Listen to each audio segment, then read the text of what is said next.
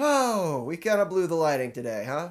Pay no attention to that shadow man! The fourth round of the Women's World Cup took place this past Wednesday at Flèche Wallonne, and the only details beyond the results Cycling News had were lifted from a French website. Fortunately, we have cycling tips to deliver a full recap from Specialized Lululemon's Tiffany Cromwell and a spattering of everything from everywhere at Podium Cafe. Turns out the race had things like Rabobank Liv splitting the field, Marianne Vos chasing down attacks, and all sorts of other interesting stuff you won't find in the UCI's official video recap. I had high hopes for these videos after the Ronde van Drenthe, but they've really started to slide in terms of pointing out the cool stuff that makes bike racing awesome to watch. When I can read in a 140-character tweet that Pauline Ferrand-Prévot of Rabobank Liv won and that Boels Dolman's Lizzie Armistead retained her World Cup lead, you've kinda gotta have something in your 5-minute video to flesh out those details, or you're just sort of wasting my time. Not to give away the secret sauce or anything here, but it also helps if the voiceover lines up with the video. Like, look, I'll show you. Because Cosmo has been drinking beer while he reads the latest issue of Velo, he'll need to get up and go to the bathroom before he cuts to the intro.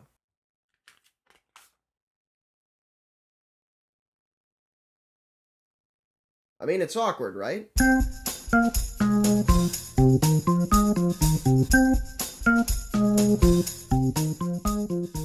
But of course it can't be helped. Producing compelling cycling videos is literally impossible. No one could ever bring in 100,000 views this year alone on bike racing recaps, especially not while holding down a day job. Flèche Wallonne also had an auxiliary men's race, second-tier World Tour stuff, won by Movistar's Alejandro Valverde over an apparent chorus of boos. Of course, the men's race still managed to end up with a more comprehensive recap, probably had something to do with actually filming the event, but it's only got 200 some odd views because the ASO doesn't understand the internet and promoted it with all the enthusiasm of a herpes diagnosis. There's a whole lot of ranting about access to footage in this, but today is not that day. Instead, I'll just send a thank you to everyone who watched, thumbs up, and commented on the Amstel Gold vid. The contrast was stark to InCycle's official video, and at least one person concerned with rights management seemed reasonably impressed with it. Not sure that means anything's going to happen, but fingers crossed. Thanks also to Tyler Wren and the Jamis Hagens Berman Fondo for being this week's t-shirt sponsor. Their event, September 28th in Rensselaerville, New York, features a variety of routes for different skill levels, the longest of which has more climbing and costs less money than Tour of the Battenkill. Plus, you're significantly less likely to get relegated. The link's in the description. The Giro del Trentino, which at only 4 stages is significantly shorter than the name might suggest, is also currently underway right now, with Cadel Evans firmly in control in the GC. The aging Giro d'Italia contender actually had quite a bit to say in this article on the race, which is funny because BMC team manager Jim Ochowicz recently threatened to cut off all of Cycling News access to the team because they mentioned, in passing in a different article, that Alessandro Balin had been fired from the team for doping. I never know what to think of Ochowicz. He's either a sandwich-gorging bumbler or one of the sport's great nefarious masterminds. I guess if you have to ask, it's probably the latter, though, right?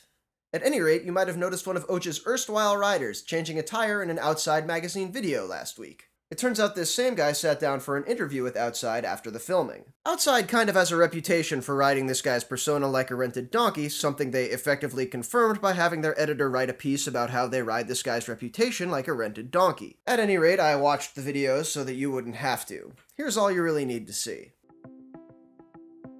No, I think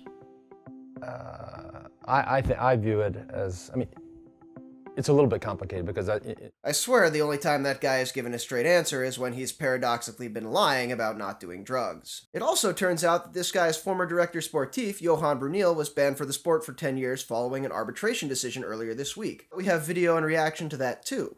She thought we'd been getting $1 million! It's not fair! Fair! In all seriousness, Bruneel did write a meandering non-apology on his blog, while Cycle of Lies author Juliette Mockor wrote a fairly compelling op-ed about how anything less than a lifetime ban was kind of unacceptable. A contrasting piece from Joe Lindsay of Bicycling suggests, with similar persuasiveness, that USADA really got away with one on the decision. All of which is making me desperately hopeful that this weekend's Liège-Bastogne-Liège, which has come out of a period as dirty as any Grand Tours, will brush all this tabloidation from the headlines. I suppose the appearance of Sky's Chris Froome might help. That said, it'll still be tough to top the Panda. I'm Cosmo Catalano, and that was the week in bike.